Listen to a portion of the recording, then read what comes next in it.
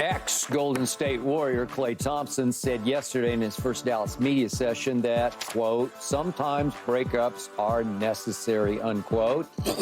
And Klay said that with the Mavericks, I don't think you can stick to me as much as you could do in the past. With guys like Luka and Kyrie out there, that was attractive to me.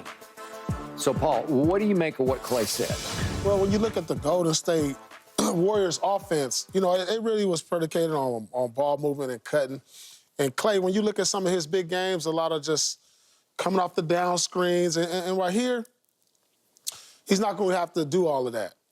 They're going to create the offense for him now.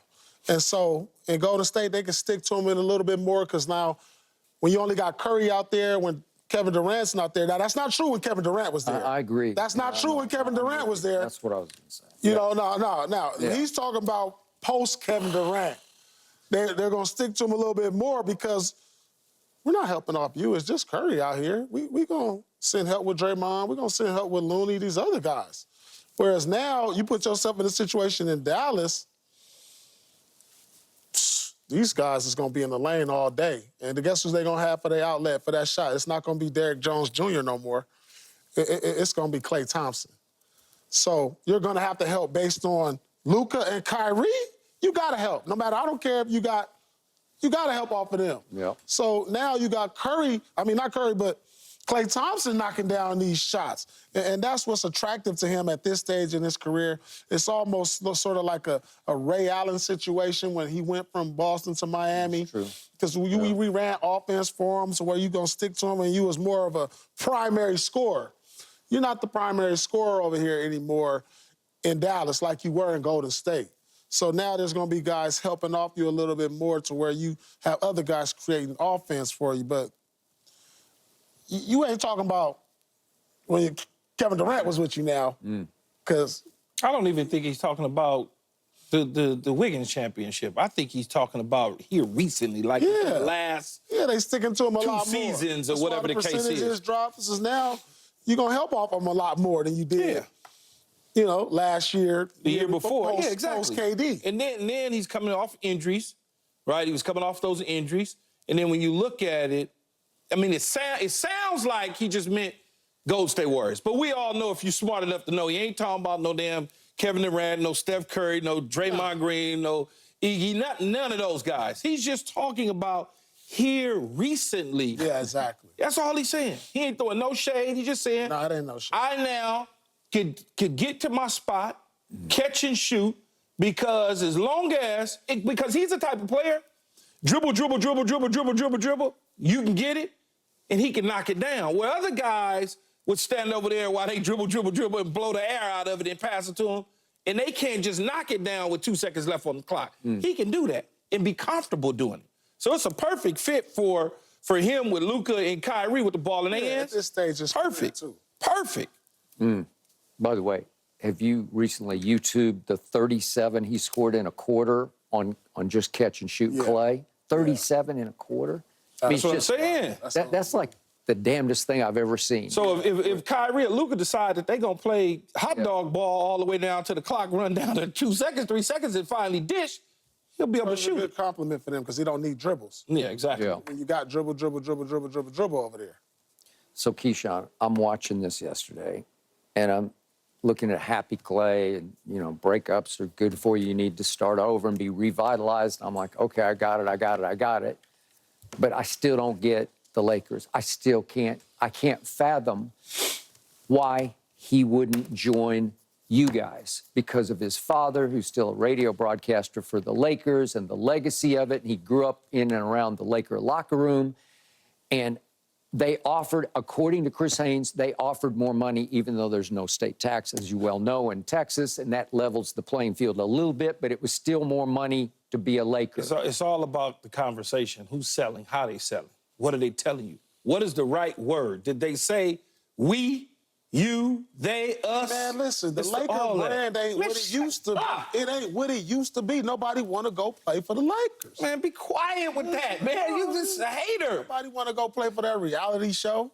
Well, it's going to be a reality show this year. Y'all know what that is. Is that it? Why would he want to go over there and play for a reality show right now? Yeah. You Okay. know that's what it is. All right. And reality show features J.J. Redick as the first-time head coach. Yeah, and maybe Bronny Bronny James. playing minutes. Yeah, this is a reality show. Okay. You asked me the question, Skip. Clay was really interested in going somewhere where he thought he could win a championship. You asked me the question.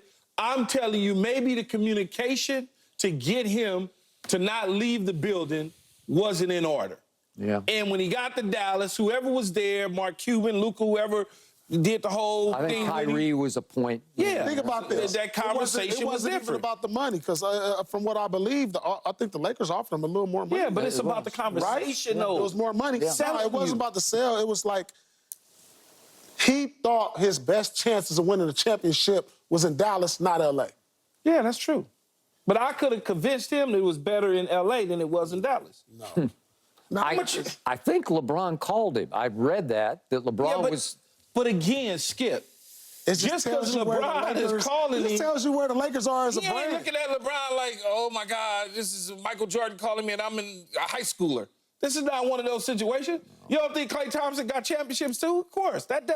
That's not, just because LeBron calls a veteran player like this doesn't mean anything. What is he saying to him? But you understand, the end of your career, your dad works for the organization. I mean, it's still in California. All the signs point like this is probably a right move to make at this point. And you're born and raised here. Yeah, you know, you're like born here. okay, but like it's, all the signs point, but for the like, simple now fact will that he you- said no to more money and being where he was raised, that Look, tells in me the a lot grand right scheme, there. in the grand scheme of things, though, That says a lot right there. in the grand scheme of things, it wasn't more money like that. It really wasn't. For a dude like Klay that had made $300 million in his career, that little extra $16 million ain't a whole lot for him. That's saying so much in so many words that's him, just not him. Everything pointed toward him being a Laker. Based on what we want. But it just tells you, like, why not? You're in your last few years. Yeah. You're from out here. Your dad's here. You got family. You come to LA often. Because he probably looked at the situation. I'm gonna take my butt to Dallas. But here's the situation, though. And it's up the road. Skip, if I'm looking at a team and a team comes to acquire me and I don't know what their full plan is, I already know there's two guys that's there. Both of them are ball handlers. One being Kyrie, the other being Luka. I don't know if D'Angelo Russell's going to be here. Who we getting? Yeah. What we getting? Who's all of a sudden going to handle the ball? So check this out. but LeBron's the point guard. But is LeBron going to dish and do with Kyrie how Kyrie does it? Or how Luka does it? Is he going to bring the air all the way out the ball, kick to me, standing there with 3 seconds, well, now just bam. Is he going to do that? So you got to look at all the basketball parts of it too, Paul. All right, listen to this. Why did Paul George go to Philly? Well, they offered him $60 million. So he disrespected him.